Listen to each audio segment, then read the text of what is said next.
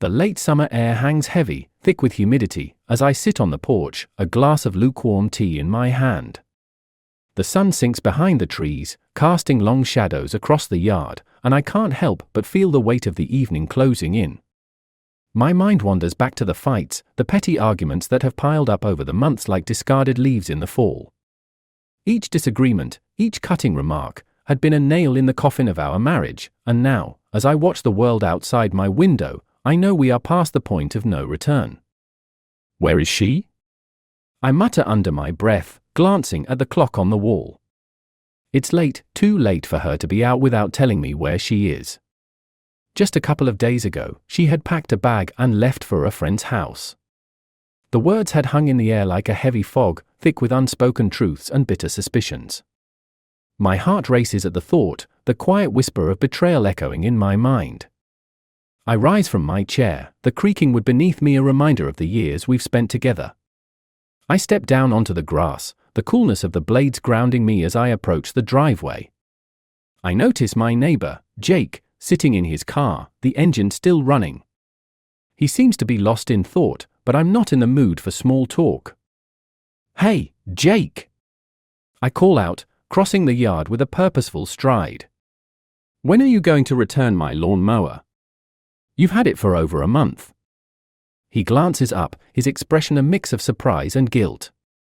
"Oh, hey. Sorry about that. I've been meaning to bring it back. It's in the garage, I'll get it to you tomorrow." "Tomorrow would be great," I say, though my tone is sharper than I intend. I want to press further, to push him for details about his late-night excursions with my wife, but I hold back, feeling the tension coil in my chest. I've been on edge lately, the constant fighting leaving me frayed and irritable. Suddenly, the sound of laughter floats through the night, light and airy, slicing through my thoughts. My heart quickens as I turn to see a figure approaching the house, her silhouette framed by the soft glow of the streetlights. It's Kelly. She's finally back, but the joy I should feel is replaced with a gnawing suspicion. "Is that Kelly?" Jake asks, a hint of unease in his voice. I nod, my eyes fixed on her as she draws closer. But just as I'm about to call out to her, I notice something that makes my blood run cold. Another figure steps out of the shadows, Jake's silhouette, too familiar for comfort. My stomach drops, and an icy dread settles over me. "Jake," I say, my voice low and shaky, "you should probably head home now." He glances at me, a flash of concern crossing his face. "Yeah, sure. I'll just..." But I'm already moving, striding towards the edge of the driveway. I'm not sure why, but the sense of something awful washes over me. I feel compelled to keep watching, to see if I can piece together what's really happening. As I approach, my heart hammers in my chest. The moonlight bathes everything in a ghostly glow, illuminating the scene before me. Kelly and Jake are standing too close, the laughter now mingled with whispers that I can't quite make out. But then, a chilling sight unfolds before my eyes. She bends down, her hair falling like a curtain, obscuring my view, and suddenly everything shatters into clarity. Time freezes as I realize the horrifying truth: she's with him, satisfying him in a way that should only belong to us. My breath catches in my throat, and rage surges through my veins like fire. Betrayal, sharp and bitter, slices through my heart. "Kelly!" I roar, my voice echoing in the stillness of the night. The laughter stops abruptly, and she looks up, shock and fear etched across her face. "What are you doing here?" she stammers, her eyes wide, caught in the act like a child with their hand in the cookie jar. My mind races as anger clouds my judgment. "What do you think I'm doing? Watching my wife betray me with my neighbor?" The words burst from my lips like venom, and I feel the weight of every argument we've ever had, every betrayal I've ever suspected, crashing down on me. Jake shifts awkwardly, his face paling. "I didn't mean for this to happen," he mutters, stepping back, hands raised defensively. "You didn't mean for it to happen?" I sneer, my hands clenched into fists. "You're a coward, Jake. And you, Kelly, you're supposed to be my wife." A silence hangs in the air, thick and suffocating. I can see the panic in her eyes, the realization of what she's done dawning upon her like a dark cloud. But it's too late for apologies, the damage is done.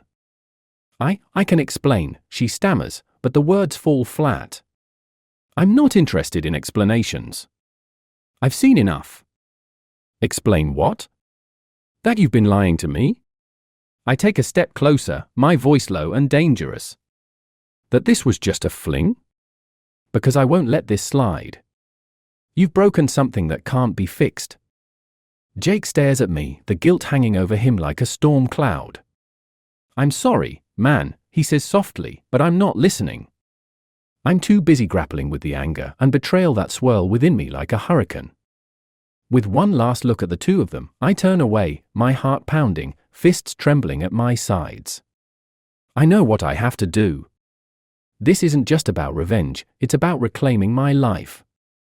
I won't be the man who stands by while someone else takes what's mine.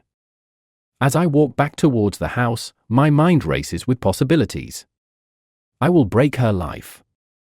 I will make her feel the pain she has caused me. The path forward is clear, and in that clarity, I find a dark sense of purpose. Tonight is just the beginning. I slam the front door behind me, the sound reverberating through the quiet house like a gunshot. Adrenaline pulses in my veins, and my heart pounds against my ribcage as I pace the living room. Every glance at the framed pictures on the wall feels like a knife to my gut, a montage of memories that now seem tainted by betrayal. I try to catch my breath, but the anger surges again, hot and consuming. Where are you, Kelly? I mutter to myself, knowing she'll be back any minute. I need to confront her, to demand answers. Just as I reach for my phone to call my friend Dave, there's a knock at the door. My stomach drops. I open it, half expecting to see Kelly, but it's Dave, his expression concerned as he steps inside. Dude, what's wrong? You look like you've seen a ghost, he says, scanning my face for answers. It's Kelly, I spit, the words laced with venom. She's been cheating on me. With Jake. I saw them together. Dave's eyes widen, the shock evident. What? Are you serious? I thought you two were working things out. We were, I reply, running a hand through my hair, frustration mounting. At least, I thought we were. I thought she was at a friend's house, not blowing our neighbor in the driveway. That's messed up, he says, anger flashing in his eyes. Have you confronted her yet? Not yet. She'll be back soon. I pace the room, the walls closing in as I replay the scene in my mind. I need to figure out what to do next. Just then, the front door swings open and Kelly walks in, her hair disheveled, eyes wide with panic. I didn't expect you to be here, Dave, she stammers, shifting her weight nervously. I step forward, my voice sharp. Oh, I think you should expect him to be here. We need witnesses for this. Witnesses for what? Kelly shoots back defensively. For the mess you've made. I shout, unable to contain my rage any longer. You think I'm going to let this go without a fight? Her eyes dart between me and Dave, confusion etched on her face. You don't understand. No, you don't understand. I interrupt, my voice rising. You've betrayed me in the worst way possible, and I'm not going to just stand by and let you play the victim. I wasn't trying to, she starts, but I cut her off again. Save it, Kelly. I don't want to hear your excuses. Just then, a loud crash echoes from outside, followed by shouts. We all turn to the window, where Jake's car is parked, now surrounded by a couple of local teenagers who are throwing rocks at it, laughing like idiots. What the hell is happening? Kelly yells, her voice rising in panic. Get them away from my car. I'll handle it, Dave says, moving towards the door. Stay here. No, I'll go too, I say, my anger boiling over. This is your fault.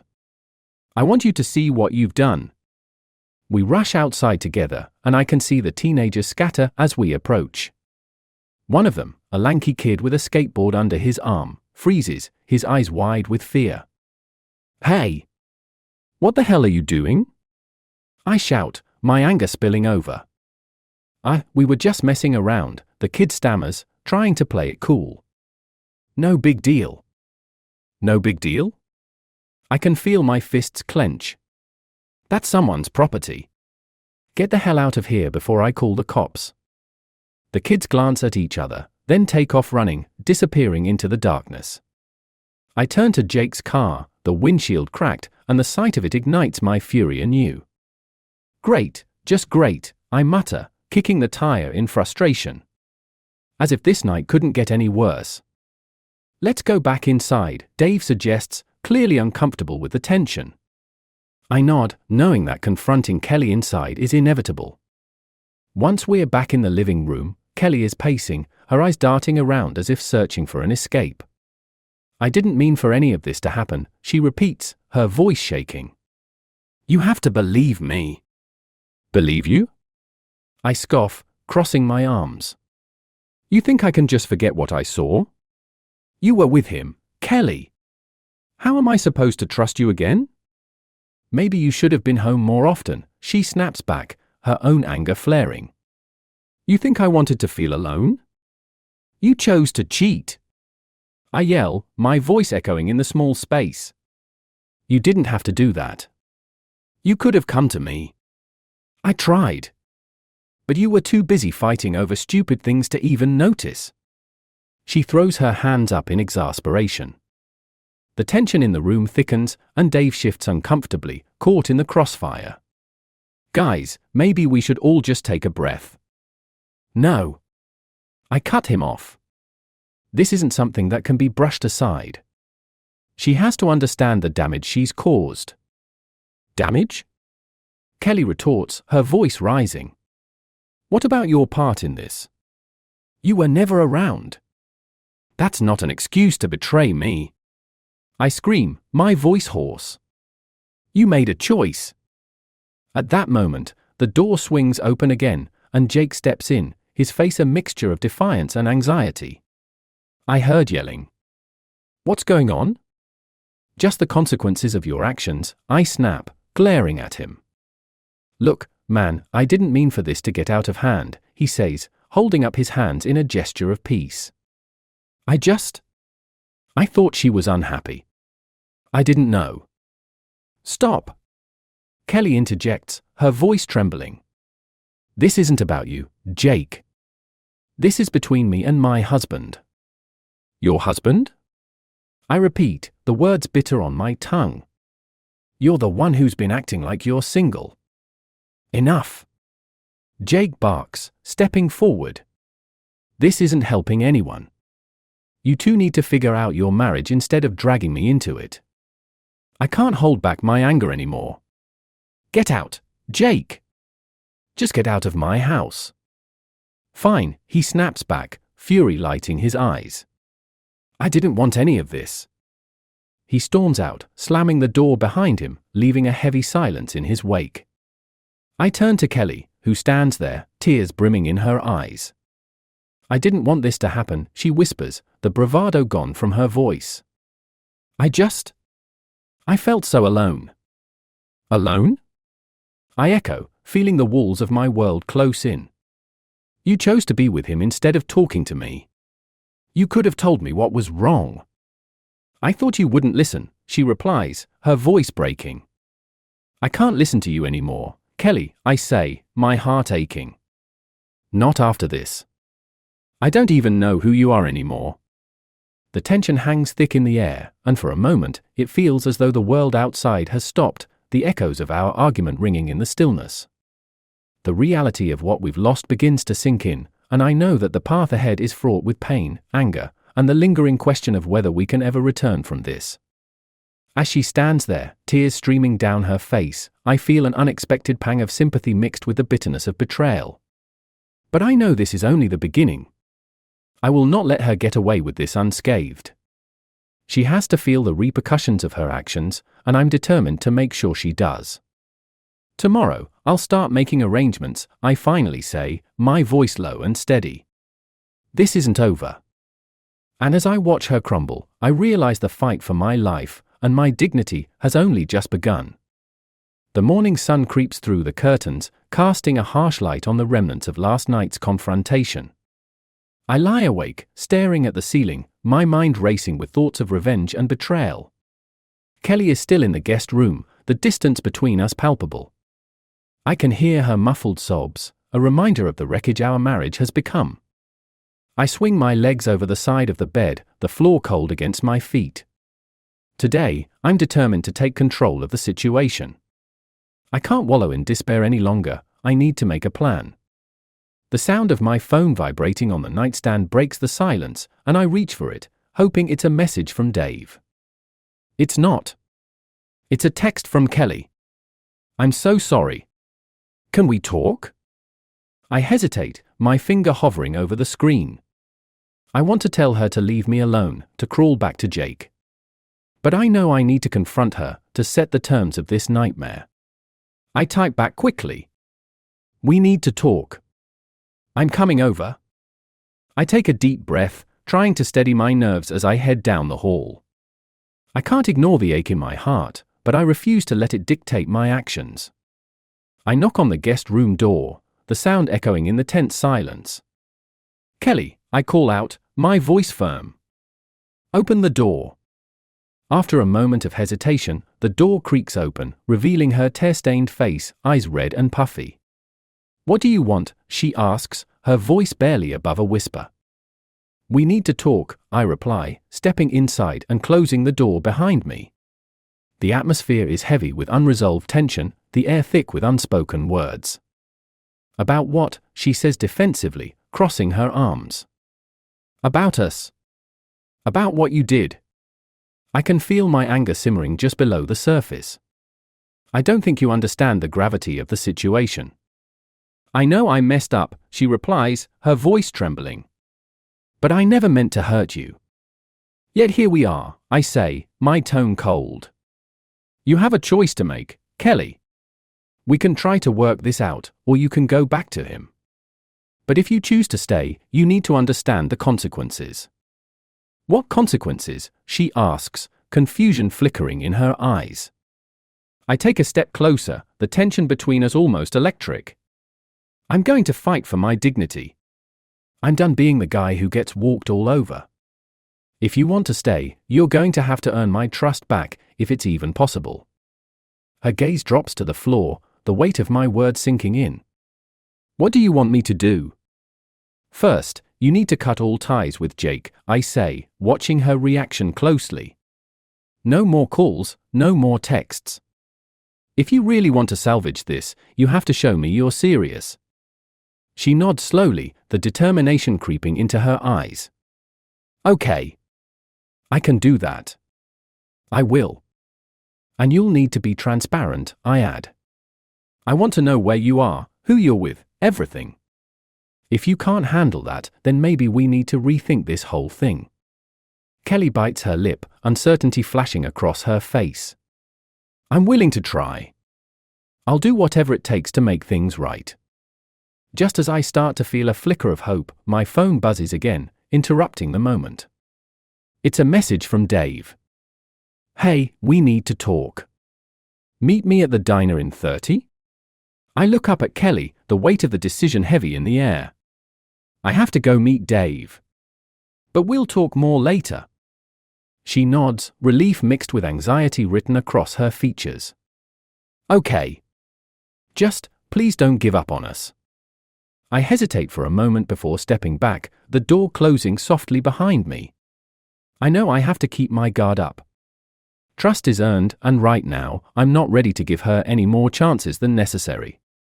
As I drive to the diner, I can't shake the feeling that this is just the calm before the storm.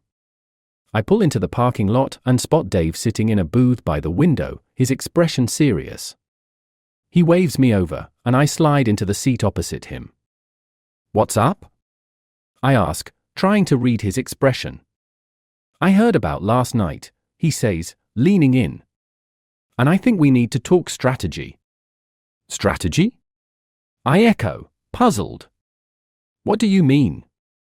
"I mean, if you're serious about taking control of this situation, you can't just sit back and wait for things to happen.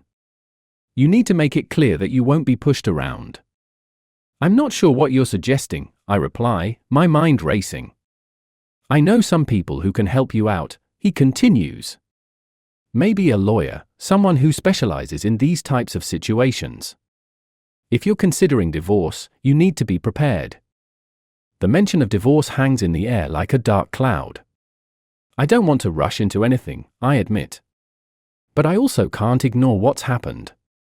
I get that. But if you want to protect yourself, you need to take action. Don't let her think she can walk all over you. I'm not letting that happen, I say, determination creeping into my voice. But I need to know if I'm ready to go that far. Just then, the diner door swings open, and in walks Jake, his face a mask of anger and embarrassment. He spots me and Dave at the booth and strides over, his jaw clenched.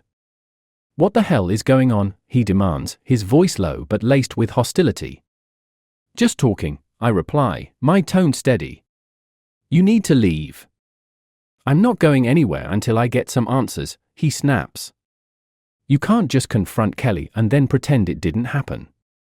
You think you can push me around? I meet his glare, feeling the heat of the confrontation.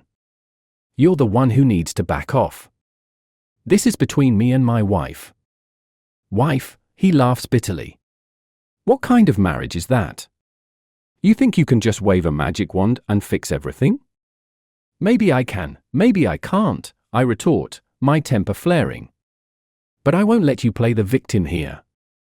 You made your choices. Choices, he sneers. You think you're so high and mighty? You were the one who ignored her. I slam my hand on the table, drawing the attention of nearby patrons. Get out of my face, Jake. You don't know anything about our relationship. I know enough, he shoots back, stepping closer. You're too late to fix it. Kelly's mine now. The tension in the diner escalates, and Dave stands up, placing a hand on my shoulder. Let's not do this here, man. It's not worth it. But Jake isn't backing down. You think you're so tough? Just wait until she comes crawling back to me. Not if I have anything to say about it, I snarl, my heart racing. You'll regret this. With that, Jake finally steps back, a satisfied smirk on his face.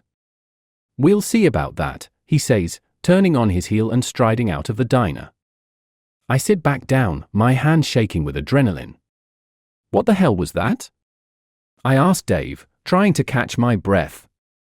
He's trying to intimidate you, Dave replies, his brow furrowed. But you can't let him get in your head. You need to stay focused. I nod, the fire of anger still burning within me. I know what I need to do. I'll find a lawyer. I'll make sure Kelly understands the stakes. This isn't over. As we leave the diner, I can't shake the feeling that this fight is only just beginning. I'm determined to reclaim my life, to take back the power that I've lost. The road ahead is uncertain, but one thing is clear, I won't be a victim any longer. I'll fight for what's mine, and I won't back down. The sun sets on the horizon, casting a fiery glow over the sky, reflecting the turmoil within me. I stand on my porch, the weight of the last few days pressing heavily on my chest. I've called a lawyer, set up meetings, and plotted my next moves. But every time I think about confronting Kelly again, a wave of anger and betrayal crashes over me. I pull out my phone and check the time. It's nearly 6 in the evening. I told Kelly I'd be home by now, but the dread of facing her fills me with apprehension. Part of me wants to avoid the inevitable confrontation, but I know I have to do this. There can be no more running from the truth. Just as I'm about to head inside, I spot Jake's car pulling into the driveway next door. My heart races at the sight, memories of last night flooding back. The way he smirked, the way he claimed Kelly as if she was an object rather than a person. My hands curl into fists as I watch him step out, his expression smug and self-satisfied. Hey! You! I shout, crossing the lawn toward him, adrenaline coursing through my veins. Me? Jake turns, feigning innocence, though his eyes betray a knowing glint. Yeah, you. What the hell are you doing here? I approach, my voice low and threatening. Relax, man, he says, raising his hands in mock surrender. Just came to check on Kelly. She looked upset. Upset? I laugh bitterly. You've done enough damage. You're the last person she needs to see. Is that so? He replies, a smirk playing at the corners of his mouth. You think you're going to win her back with threats? You're delusional. The anger surges again, but I force myself to stay calm. You think this is a joke? You've torn my life apart. Your life, he sneers. What about Kelly's? You've been neglecting her for months. I'm just giving her what she wants. Is that what you call it? I take another step closer, my fists clenching. You think this is about her wanting you? She's my wife, and you've crossed a line. Just then, the front door creaks open behind me, and I turn to see Kelly standing there, her expression torn between shock and guilt. What's going on? She asks, her voice shaky. Just a little chat with your friend, I reply, keeping my eyes locked on Jake. You shouldn't be here, Jake, she says, her tone firm but uncertain. I told you to stay away. Looks like you can't keep your story straight, Kelly, he smirks, crossing his arms. Who's really calling the shots here? I feel a rush of anger at his words. She doesn't need you to speak for her. You've done enough damage already. Damage? I think you've been doing that all on your own, he counters, his voice dripping with sarcasm. Stop it! Kelly finally interjects, her voice breaking. Both of you, just stop. The air crackles with tension as the three of us stand there, the weight of unspoken truths heavy in the atmosphere. I can see the conflict swirling in Kelly's eyes, and for a moment, it feels like we're all standing on the edge of a precipice, ready to jump into the unknown. Kelly, you need to choose, I say, my voice low but resolute. Are you with me or him? I don't know, she cries, the tears streaming down her face. I didn't mean for any of this to happen. I thought I could find happiness. By betraying me? I snap, unable to hold back my anger any longer. You thought cheating would make you happy? It was never about you, she shouts back, her voice rising. It was about me feeling alone, neglected. You were so wrapped up in your own world that you didn't see me slipping away. I was trying. I yell, my heart racing. But you chose to run into his arms instead of talking to me. As our voices clash, I see Jake standing back, smirking as if he's enjoying the chaos unfolding before him. I turn my attention back to Kelly, my heart pounding as I try to understand her perspective. Do you really want to be with him? I ask, my voice softer now. Is that what you want? She hesitates, the silence stretching between us like a chasm. I don't know, she finally admits, her voice barely above a whisper. I don't know what I want anymore. Then maybe it's time to figure it out, I say, my heart heavy. But you need to do it without him in the picture. Jake scoffs, stepping forward again. You think you can just push me out of her life? You're wrong. I turn to face him, fury igniting once more. I'm not going to let you ruin my life any longer. Suddenly, Kelly steps between us, her eyes blazing. Enough. I won't let this turn into a fight. I need to make a decision, and I can't do that while you're both shouting at each other. What are you saying? I ask, confusion rippling through me. I'm saying, she pauses, her gaze shifting between us, that I need space. I need time to think without either of you pressuring me. Space? Jake scoffs. You think that will solve anything? You'll come running back to me when you realize how much better I am for you. I can see the flicker of uncertainty in Kelly's eyes, and my heart sinks. Kelly, don't listen to him, I plead. You need to think about what's best for you, not what he wants. I'll figure it out, she replies, her voice firm but shaking. But right now, I need to be alone. With that, she turns and walks back inside, leaving the door ajar. I can't believe what just happened. It feels like a punch to the gut, and I turn to face Jake, my anger boiling over. Congratulations, I say through gritted teeth. You've succeeded in tearing us apart. Looks like she chose, Jake replies smugly, his smile infuriating. You can't fight against what's meant to be. Meant to be? I scoff, my fists shaking at my sides. You think you're meant to be with my wife? You're a joke. As the anger flares, Jake takes a step forward, and I know this is about to escalate. I'm not scared of you, he says, his voice low and menacing. Then you're a fool, I shoot back. Because I won't let you take anything more from me. But before I can say anything else, Kelly appears again at the door, her expression resolute. You both need to leave. Now. Fine, I reply, my heart racing. But don't think this is over, Jake. I'll be waiting, he sneers, walking past me and heading down the driveway. As I watch him go, I feel a mix of anger and hopelessness wash over me. The realization hits me hard, no matter how hard I fight, I can't control Kelly's choices. I turn to face her, the sorrow etched on her face. Did I just lose you? I ask, my voice barely a whisper. I don't know, she admits, her gaze dropping to the ground. I need time to figure this out. I don't want to hurt you, but I can't pretend everything is okay when it's not.